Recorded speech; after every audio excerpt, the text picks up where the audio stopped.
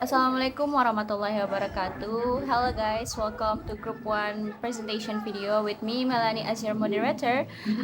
We will presenting material about interacting and empathizing with others, communicate across cultures. Alright, before we begin our presentation, I would like to introduce our group member. The first one is me, your moderator. The next one is Shatifa Angelita and also Maulida Rahmi. Alright, let's jump to the material. Interacting and empathizing with others, especially across culture. So, is it so crucial for fostering understanding, building relationship, and navigating diverse social environments?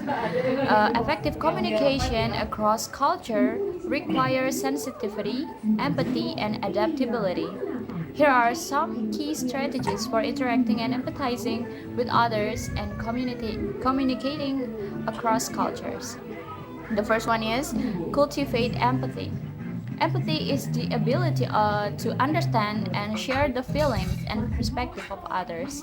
Cultivate empathy by actively listening to others, putting yourself in their shoes, and considering their experiences, emotions, and perspectives.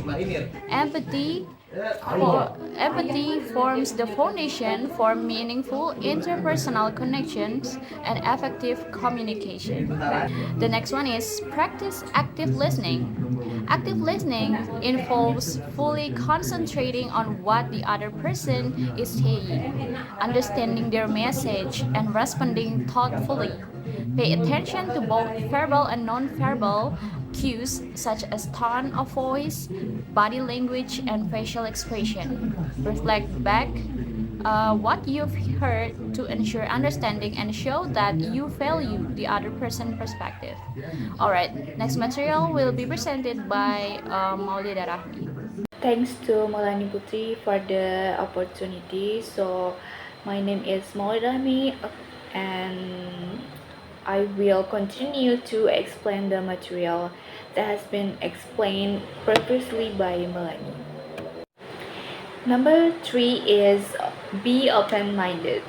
Approach intercultural interactions with an open mind and a willingness to learn from others. Avoid making assumptions or judgment based on stereotypes and preconceived notions.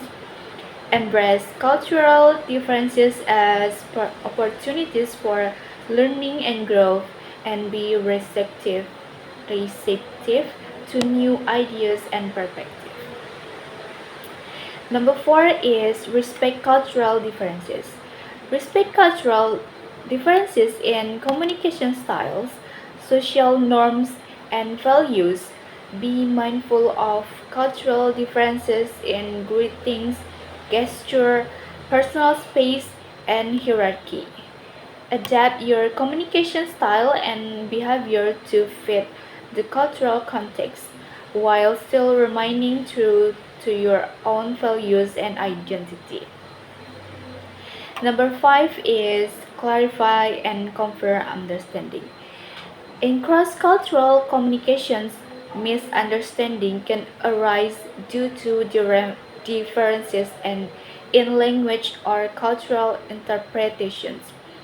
Clarify and confirm understanding by asking questions, paraphrasing, and seeking feedback.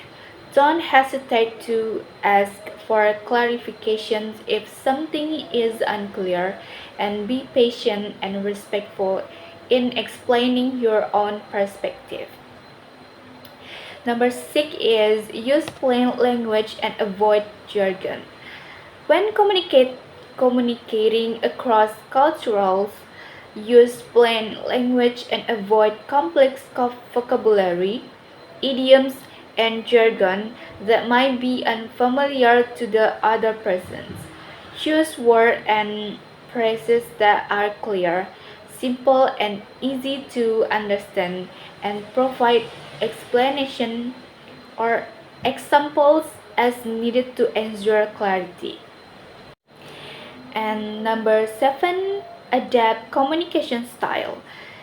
Adapt your communication style to fit the cultural preferences and norms of the person or group you are interacting with.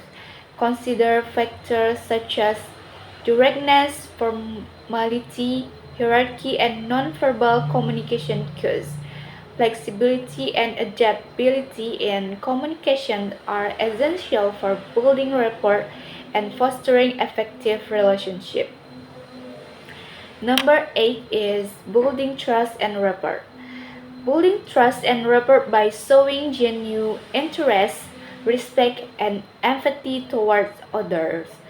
Find common groups and share interests to establish connection and foster mutual understanding.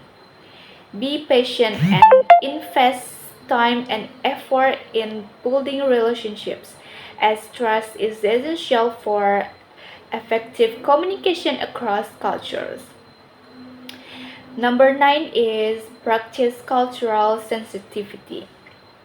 Practice cultural sensitivity by being aware of and respectful toward cultural differences and avoiding behaviors or comments that might be perceived as insensitive or offensive. Educate yourself about different cultures and customs, and be willing to apologize and learn from mistakes if unintentional cultural faux pas occur. Number 10 is seek feedback and learn. Seek feedback from others, especially from individuals from different cultural backgrounds, to understand how your communication style and behavior are perceived. Use feedback as an opportunity for learning and self improvement, and continue to adapt and refine your communication skill across culture. So that's all for me. Thank you. Alright, thank you so much, Rahmi, for the great explanation. The next material will be presented by Shatifa and Junita. For Shatifa, the time is yours. Assalamualaikum warahmatullahi wabarakatuh. Hello everyone, I'm Satifa Antonita and I will explain the material about understanding how culture influences what people do or do not say to express cultural values such as politeness. Alright, here we go. Alright, understanding how culture influences what people do or do not say to express cultural values such as politeness is essential for effective cross-cultural communication. Cultural values shape individuals' communication styles, social norms, and expressions of politeness in various contexts. And here are some key considerations for understanding how culture influences verbal and nonverbal communication. Number 1. Cultural norms of politeness. Different cultures has distinct norms of politeness that govern social interactions and communications. These norms dictate what is considered polite or impolite behavior in a given cultural context. For example, some cultures prioritize directness and assertiveness in communication, while others value indirectness and harmony. Number 2. Language and linguistic politeness. Language reflects cultural norms of politeness through linguistic features such as honorifics, formalities, politeness markers, and speech registers. For instance, language like Japanese and Korean have complex system of honorifics to express respect and social hierarchy, while languages like English and Spanish use linguistic politeness strategies such as please, thank you, and differential forms of address. Number 3. Indirect communication. In some cultures, indirect communication is preferred as a polite way to convey messages, express disagreement, or make requests. Indirect communication may involve using hints, implications, or nonverbal cues to convey meaning rather than stating opinions or desires explicitly. Understanding indirect communication requires sensitivity to cultural context and interpreting implicit meanings. Number 4. Face and face threatening angst. The concept of face refers to an individual's public image, self esteem, and social identity. In many cultures, preserving face and avoiding face threatening acts or FTA are central to politeness. Face shaving strategies may include using euphemism, softening criticism, or providing excuses to maintain harmony and safe face in social interactions. Number 5. Cultural variations in politeness. Cultural variation in politeness norms can lead to misunderstandings or misinterpretations in cross-cultural communication. What is considered polite behavior in one culture may be perceived as a rude or offensive in another culture. For example, directness in communication may be valued in Western cultures but seen as confrontational in Eastern cultures.